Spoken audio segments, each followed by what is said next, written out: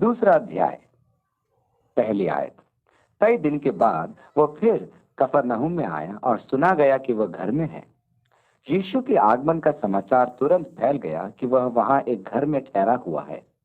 दूसरी आयत में लिखा है, फिर इतने लोग इकट्ठे हुए कि द्वार के पास भी जगह नहीं मिली और वह उन्हें वचन सुना रहा था। मुझे यह पद बहुत अच्छा लगता है। वचन से हटकर प्रचार हेतु ही है क्या? वचन के अतिरिक्त प्रचार के लिए कुछ नहीं होता है। प्राय प्रचारक अन्य बातें अधिक सुनाते हैं और वचन का सीधा प्रचार बहुत कम करते हैं। टीवी देखिए और रेडियो सुनिए, विविध विषय हैं जिनका प्रचार किया जाता है। व्यक्तिगत अनुभव, बेसिर पैर के अनुभव, ओह, वचन का प्रचार करना बहुत आवश्यक है। तीसरी आयत में, और लोग एक झोले के मारे हुए को 4 मनुष्यों से उठवाकर उसके पास ले आए, परंतु जब वे भीड़ के कारण उसके निकट न पहुंच सके तो उन्होंने उस छत को जिसके नीचे वह था खोल दिया, और जब उसे उधेड़ चुके तो खाट को जिस पर झोले का मारा हुआ पड़ा था लटका दिया। 4 व्यक्ति एक झोले के मारे हुए को घर की छत खोलकर यीशु के सामने पहुंचाते हैं, क्योंकि यीशु घर में था और प्रवेश द्वार पर खचाखच भीड़ जमा थी। जब किसी प्रकार छत खोलकर उस रोगी को नीचे लटकाया तो वह यीशु के सामने ठीक पहुंच गया।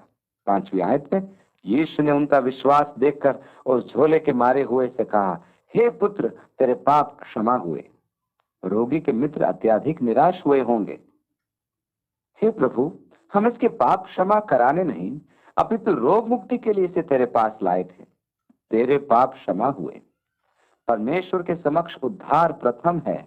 लिखा भी है कि स्वर्ग में अंग भंग होकर प्रवेश करना नरक में जाने से उत्तम है। उद्धार प्रदान कर ज्योति राज्य में लाना परमेश्वर का सबसे बड़ा चमत्कार है। यीशु भी प्राथमिक कार्य को सर्वप्रथम करता है। यीशु द्वारा कहा जाना कि पुत्र, तेरे पाप क्षमा हुए, पाप क्षमा हुए उद्धार की घोषणा है, जिसे फरीसियों ने तुरंत पकड़ लिया। 6ठी आयत में, तब कई एक शास्त्री जो वहां बैठे थे अपने अपने मन में विचार करने लगे। वे कहने लगे कि यह परमेश्वर की निंदा करता है। यह मनुष्य क्यों ऐसा कहता है? यह तो परमेश्वर की निंदा करता है। परमेश्वर को छोड़ और कौन है जो पाप क्षमा कर सकता है? 7वीं आयत, यह मनुष्य क्यों ऐसा कहता है? यह तो परमेश्वर की निंदा करता है। परमेश्वर को छोड़ और कौन है जो पाप क्षमा कर सकता है? उनका यह दूसरा कथन सही था, पहला नहीं, परंतु वे नहीं जानते थे कि यीशु ही परमेश्वर है। वो परमेश्वर की निंदा नहीं कर रहा है। भजन संहिता 51 में राजा दाऊद बेतशिबा के साथ पाप के कारण नातान द्वारा झिड़के जाने के पश्चात कहता है, हे परमेश्वर, अपनी करुणा के अनुसार मुझ पर अनुग्रह कर, अपनी बड़ी दया के अनुसार मेरे अपराधों को मिटा दे। मैंने केवल तेरे ही विरुद्ध पाप किया है। केवल परमेश्वर ही मनुष्य के पाप क्षमा कर सकता है।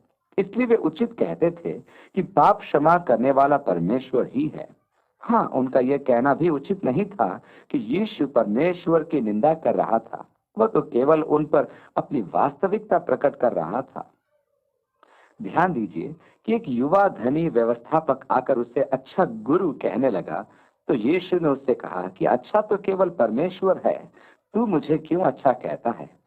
यीशु के कहने का अर्थ यह नहीं था कि वह अच्छा नहीं है, वरन यह है कि उसने ये सत्य जान लिया था कि यीशु ही परमेश्वर है, और यीशु उसके अचेतन मन में सत्य स्थापित करना चाहता था कि वह उसे अच्छा क्यों कहते हैं, क्योंकि अच्छा तो केवल परमेश्वर है। यीशु ये जानता था कि फरीसी ये सुनकर विचलित हो उठेंगे, परंतु उसे अपना दिव्य अधिकार तो दर्शाना ही था, इसलिए उसने कहा कि उसके पाप क्षमा हुए। 8वीं आयत में, यीशु ने तुरंत अपनी आत्मा में जान लिया कि वे अपने अपने मन में ऐसा विचार कर रहे हैं, और उनसे कहा, तुम अपने अपने मन में ये विचार क्यों कर रहे हो? सहज क्या है? क्या झोले के मारे से यह कहना कि तेरे पाप क्षमा हुए, या यह कहना कि उठ अपनी खाट उठाकर चल फिर? क्या कहना आसान है? कहने मात्र के लिए दोनों में से कुछ भी कहना आसान है, परंतु यदि यह कहा जाए कि तेरे पाप क्षमा हुए तो उसे सिद्ध करने के लिए कोई प्रत्यक्ष चिन्ह की आवश्यकता अवश्य होगी, अन्यथा कैसे ज्ञात होगा कि पाप क्षमा हो गए? इसलिए कहना उचित होगा कि खाट उठाकर चल, परंतु यह जोखिम भरा काम है, क्योंकि यदि वह उठ न पाया तो आप फंस गए और आपके स्वांग का भेद खुल गया। परंतु यदि आपके कहते ही वह उठकर खड़ा हो गया तो यह आपकी सामर्थ्य का प्रमाण है। इसलिए यीशु ने कहा, परंतु जिससे तुम जान लो कि मनुष्य के पुत्र को पृथ्वी पर पाप क्षमा करने का भी अधिकार है। उसने उस झोले के मारे हुए से कहा, मैं तुझसे कहता हूं, उठ, अपनी खाट उठाकर अपने घर चला जा। और वह उठा और तुरंत खाट उठाकर और सबके सामने से निकलकर चला गया। इस पर सब चकित हुए और परमेश्वर की बड़ाई करके कहने लगे कि हमने ऐसा कभी नहीं देखा। अलौकिक। उन्होंने आश्चर्यचकित हो परमेश्वर की महिमा की। यीशु ने पहाड़ी उपदेश में कहा था, उसी प्रकार तुम्हारा उजियाला मनुष्यों के सामने चमके कि वे तुम्हारे भले कामों को देखकर तुम्हारे पिता की जो स्वर्ग में है बड़ाई करें। उजियाले के चमकने और भले कामों को करने की दो विधियां हैं। एक तो यह है कि मनुष्य की महिमा हो, कि जब कोई आपके कार्य को देखे तो कहे, वाह, कैसा प्रतापी व्यक्ति है, क्या यह व्यक्ति विशेष नहीं। और दूसरा यह है कि मनुष्य के कार्यों को देखकर परमेश्वर की महिमा प्रकट हो। यीशु के कार्य को देखकर लोग परमेश्वर की स्तुति करते थे। विश्वासियों के कामों को देखकर भी परमेश्वर की स्तुति होनी चाहिए। परमेश्वर कैसा महान है, क्या वह भला नहीं? क्या परमेश्वर महान नहीं? हमें अपने काम इस प्रकार करने चाहिए कि हम नहीं परंतु परमेश्वर की महिमा हो। जब मैं 4 या 5 वर्ष का था तो मेरे स्वभाव में भी प्रशंसा की और वाहवाही लूटने की लालसा थी। खेल के मैदान में मैं बॉल लेकर भागता था कि उद्घोषक बार बार मेरा नाम पुकारे और शाबाशी देता रहे। दर्शकगण भी मेरी प्रशंसा में नारे लगाएं, ऐसा मैं सोचता था।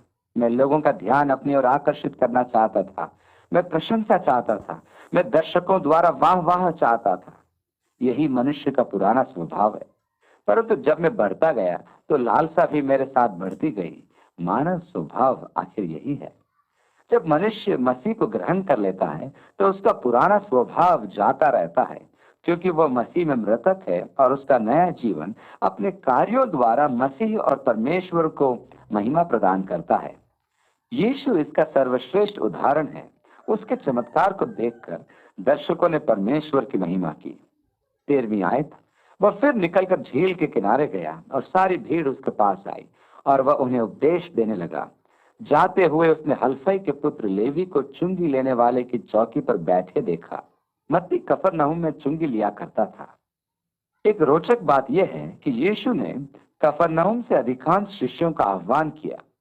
मार्ग में चलते हुए यीशु ने उसको बुला लिया और उससे कहा, मेरे पीछे हो ले, और वह उठकर उसके पीछे हो लिया। 14वीं आयत में, और वह उसके घर में भोजन करने बैठा और बहुत से चुंगी लेने वाले और पापी यीशु और उसके चेलों के साथ भोजन करने बैठे। मत्ती ने यीशु के लिए बड़े भोज का आयोजन किया। मत्ती इस खोज का उल्लेख करता है, परंतु यह नहीं कहता कि अतिथि सत्कार वह स्वयं कर रहा था।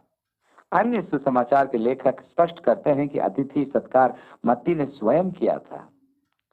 मत्ती ने संभवतः यीशु के आह्वान से हर्षित होकर अपने मित्रों को भी निमंत्रण दिया था, अर्थात सराय के मालिकों एवं अन्य पापियों को भी बुला लिया था।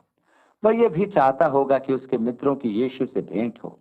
मत्ती और उसके मित्र जनसाधारण एवं प्रतिष्ठित व्यक्तियों में पापी माने जाते थे। मनुष्य संसार में राज्य करना चाहता है, परंतु मैं उस नए राज्य की प्रतीक्षा कर रहा हूं जहां धार्मिकता वास करती है।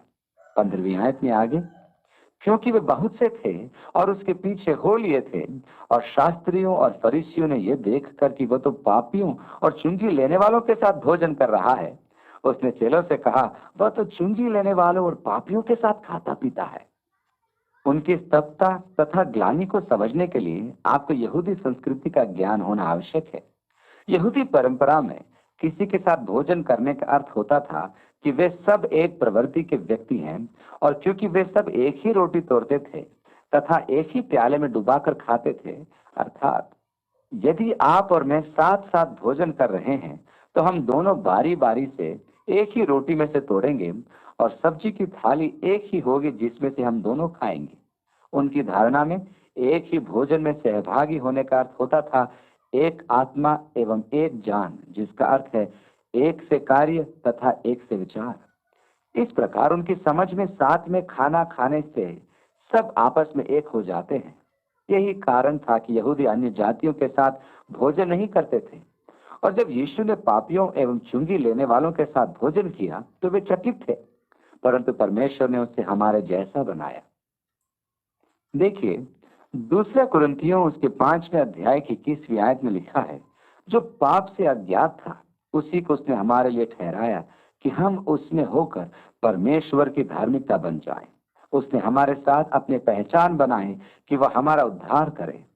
यीशु ने यह सुनकर उनसे कहा, भले चंगे को वैद्य की आवश्यकता नहीं, परंतु बीमारों को है। मैं धर्मियों को नहीं, परंतु पापियों को बुलाने आया हूँ। यूहन्ना के चेले और फरीसी उपवास करते थे, तो उन्होंने आकर उससे यह कहा कि यूहन्ना के चेले और फरीसियों के चेले क्यों उपवास रखते हैं, परंतु तेरे चेले उपवास नहीं रखते। यीशु ने उनसे कहा, जब तक दुल्हा बारातियों के साथ रहता है क्या वे उपवास कर सकते हैं? तो जब तक दुल्हा उनके साथ है तब तक वे उपवास नहीं रख सकते, परंतु वे दिन आएंगे कि दुल्हा उनसे अलग किया जाएगा, उस समय वे उपवास करेंगे। उपवास एक संस्कार है जिसमें देह का इनकार किया जाता है। यह आत्म त्याग या आत्म उत्पीड़न के सदृश प्रथा है। यह अहम का इनकार है। यीशु ने इस पृथ्वी पर वास करते समय अपने शिष्यों को उपवास करने के लिए कभी प्रोत्साहित नहीं किया, क्योंकि उसके रहते उनका आनंद का समय था। उनका उपवास का समय आरंभ होगा यीशु के चले जाने के बाद। पुराने नियम में हम देखते हैं कि दानियेल उपवास में आत्म पीड़ित होता था और परमेश्वर से प्रार्थना करता था। उपवास में वो मदिरा नहीं पीता था और मांस नहीं खाता था। इस प्रकार अनेक रूप में आत्म त्याग किया जाता था। उपवास भी अनेक प्रकार के होते हैं।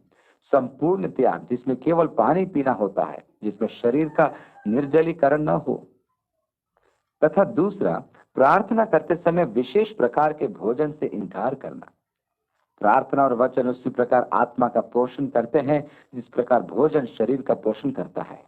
हम 3 बार भोजन करना नहीं भूलते। हम शरीर की निष्ठापूर्वक सुधि लेते हैं, परंतु आत्मा के सुधि लेने में हम प्राय चूक जाते हैं। आत्मा और शरीर में परस्पर द्वंद्व रहता है। अधिकांश समय शरीर का आत्मा पर विजयी होने का प्रमुख कारण यही है कि मनुष्य की प्राथमिकता शरीर का पोषण है, न कि आत्मा का। मैं शरीर को तो खूब खिलाता पिलाता हूँ, परंतु आत्मा को भूखा मारता हूँ। उपवास एवं प्रार्थना इस स्वार्थपूर्ण प्रक्रिया के विपरीत है। इस प्रकार आत्मा सामर्थी होकर शरीर पर विजयी हो जाती है। उपवास रखने का वास्तविक उद्देश्य यही है कि आत्मा को प्रार्थनाओं द्वारा सामर्थ प्राप्त हो और वह शरीर पर विजयी हो जाए। जब फरीसियों, शिष्यों तथा धार्मिक रीति रिवाज अर्थात उपवास एवं संस्कारों का विवाद उत्पन्न हुआ तो यीशु ने 21वीं आयत में कहा, कोरे कपड़े का पैबंद पुराने पहरावन पर कोई नहीं लगाता, नहीं तो वो पैबंद उसमें से कुछ खींच लेगा, अर्थात नया पुराने से, और वो और फट जाएगा। यीशु जिस समय में ये वृत्तांत कहता है उस समय सेंफोराइज्ड यानी कि विभिन्न प्रकार के कपड़ों को जोड़कर लोग वस्त्र नहीं बनाते थे। उस जमाने में लोग एक ही कपड़े का वस्त्र सीते थे। आपके पास इस प्रकार का वस्त्र था तो वह कपास का वस्त्र हुआ करता था और वह धुल धुल कर सिकुड़ जाता था, और यदि वो फट जाए तो उस पर नए कपड़े का पैबंद धोने पर अपनी सिकुड़न के कारण उसे खींचकर और अधिक फाड़ देता था। इस कारण पुराने वस्त्र पर नए कपड़े का पैबंद नहीं लगाया जाता था। 22वीं आयत में आगे, नए दाखरस को पुराने मशकों में कोई नहीं रखता, नहीं तो दाखरस मशकों को फाड़ देगा और दाखरस और मशकें दोनों नष्ट हो जाएंगी। इसलिए दाख का नया रस नई मशकों में भरा जाता है। यीशु के कहने का अर्थ यह था कि धार्मिक तंत्र इतना अधिक हठीला हो गया है कि उसका पुनरुद्धार असंभव है। इसलिए परमेश्वर के नए दाखरस, नए काम को स्वीकार करना उसके वश में नहीं है। इसलिए परमेश्वर को उसकी सीमाओं से बाहर कार्य करने होते हैं। आज भी परमेश्वर को मनुष्यों में आत्मा के कार्यों के लिए कलीसियाई तंत्र से बाहर निकलना पड़ता है कि नई मशकें, नया संस्थान स्थापित करें, कि नई दाखरस अर्थात नया कार्य सफलतापूर्वक किया जाए। जब परमेश्वर ने हिप्पियों में नवजागरण का कार्य करना चाहा तो कलीसियाई तंत्र उन लंबे बाल वाले नंगे पैर के युवाओं को स्वीकार नहीं कर पाया। मेरी प्रार्थना यही है कि परमेश्वर हमें नम्रता प्रदान करे। मैं एक लकीर का फकीर नहीं बनना चाहता और मैं यह नहीं चाहता कि लोग मुझे समझाएं। हमेशा यही हुआ है। मैं तो सदा यही चाहता हूं कि नम्र होकर आत्मा को काम करने दूं। धन्य हैं वे जो नम्र हैं, क्योंकि वे कभी न टूटेंगे। आपकी कलीसिया विधान स्वीकार करे या न करे, परमेश्वर तो अपना काम करेगा और जो भी कठोर बनेगा वो टूट जाएगा। अतः उचित स्वभाव तो यह है कि प्रत्येक मसीही जन कहे कि परमेश्वर ने इस प्रकार काम किया था, परंतु अब वह इस प्रकार काम करना चाहता है, इसलिए हम नम्र हों। परमेश्वर किसी कार्य पद्धति में सीमित नहीं रहता। मनुष्य की एक ही महान भूल है कि वह परमेश्वर को किसी पुरानी पद्धति में बांध कर रखना चाहता है। वह कहता है कि पिछली बार परमेश्वर ने इस रूप में कार्य किया था, इसलिए वह हमें वही पद्धति इस बार भी अपनानी है। परंतु वह हर बार एक नई पद्धति का विकास करता है। वह मानव निर्मित बंधनों को पार निकालता है। यही कारण है कि आत्मा की विधियां अनेक हैं। 23वीं आयत में, और ऐसा हुआ कि वह सब्त के दिन खेतों में से होकर जा रहा था और उसके चेले चलते हुए बालें तोड़ने लगे। मई और जून के आरंभिक माह में गेहूं लगभग पक जाता है। तब आप यदि उसकी बाल को हथेली पर रगड़कर भूसा उड़ा दें, तब आपके पास कुछ गेहूं के दाने होंगे। वे चबाने के लिए नरम होते हैं, इसलिए आप उन्हें चबा सकते हैं। कुछ समय चबाने के पश्चात वह एक प्रकार का च्युइंग गम बन जाता है, जिसे आप चाहें तो पूरे दिन चबाते रह सकते हैं। जब हम छोटे थे तो हम मुर्गियों के खाने में से गेहूं के दाने चुनकर उन्हें तब तक चबाते थे जब तक कि वह हमारे मुंह में च्युइंगम न हो जाए, क्योंकि हमारे पास च्युइंगम खरीदने के लिए पैसे नहीं होते थे। हम इसी गेहूं के च्युइंगम को दिन भर खाते रहते थे। यदि यथार्थ में देखा जाए तो यह स्वास्थ्य वर्धक होता है। शिष्य ने भी यही कार्य किया था। जब वे गेहूं के खेत से जा रहे थे, उन्होंने बालें तोड़ी और रगड़कर उनमें से गेहूं के दाने निकालकर खाने लगे। 24वीं आयत में आगे लिखा है, फरीसियों ने उससे कहा, देख, ये सब्त के दिन ये काम क्यों करते हैं जो उचित नहीं है। उसने उनसे कहा, क्या तुमने कभी नहीं पढ़ा कि जब दाऊद को आवश्यकता हुई और जब वह और उसके साथी भूखे थे, तब उसने क्या किया था। उसने क्यों कर अबियातार महायाजक के समय परमेश्वर के भवन में जाकर भेंट की रोटियां खाई थी, जिसका खाना याजकों को छोड़ और किसी को भी उचित नहीं था, और अपने साथियों को भी दी। और उसने उनसे कहा, सब्त का दिन मनुष्य के लिए बनाया गया है, न कि मनुष्य सब्त के दिन के लिए। इसलिए मनुष्य का पुत्र सब्त के दिन का भी स्वामी है। मानवीय आवश्यकता विधि विधान पर वरीयता स्थापित करती है। उस समय शिष्य भूखे थे। भूख एक मानवीय आवश्यकता है। परमेश्वर ने व्यवस्था में इसका प्रावधान भी किया था। व्यवस्था के अनुसार खेत से जाते समय बाल तोड़ के खाई जा सकती थी, परंतु उसे उठाकर खेत से बाहर लाना, हंसियां लगाकर काटना तथा उसे खेत से बाहर लाना वर्जित था। उसी प्रकार बगीचे से फल तोड़कर खाया जा सकता था, परंतु एक भी फल को बगीचे से बाहर नहीं लाया जा सकता था। वह बगीचे में बेचा नहीं जा सकता, परंतु तोड़कर खाया जा सकता था। शिष्य भी यही कर रहे थे कि किसी के खेत से बालें तोड़कर खा रहे थे, और वह सब्त का दिन था। फरीसियों और शास्त्रियों के लिए यह व्यवस्था का उल्लंघन करना हुआ। क्यों सब्त के दिन कार्य करना वर्जित था? यीशु ने कहा, वे भूखे हैं इसलिए तोड़कर खा रहे हैं। शाऊल से भागते समय दाऊद और उसके साथियों को महायाजक अबियातार ने दाऊद के आग्रह पर मिलाप वाले तंबू की रोटियां खाने के लिए दी थी। उसके और उसके साथियों ने रोटियां खाई। यह भी व्यवस्था का उल्लंघन था, क्योंकि उन रोटियों को केवल याजक ही खा सकते थे। परंतु यहाँ भी मानवीय आवश्यकता अर्थात भूख व्यवस्था से बड़ी है। यीशु ने अपने दिव्य अधिकार का यहाँ एक बार और उल्लेख किया कि वह सब्त का भी स्वामी है। यह ध्यान देने योग्य उक्ति है। सब्त का दिन मनुष्य के लिए बनाया गया है, न कि मनुष्य सब्त के दिन के लिए। इस कारण बुद्धिमानी से इस दिन विश्राम करके अपने स्वास्थ्य का नवीनीकरण करें। परमेश्वर ने यह दिन आपके विश्राम के लिए बनाया है। स्वतंत्र होकर विश्राम कीजिए, आप एक स्वस्थ व्यक्ति बनेंगे। परंतु होता यह है कि हम अपने दैनिक कार्यकलापों में व्यस्त होकर भाग दौड़ में लगे रहते हैं। इसलिए सब्त के दिन का लाभ उठाइए।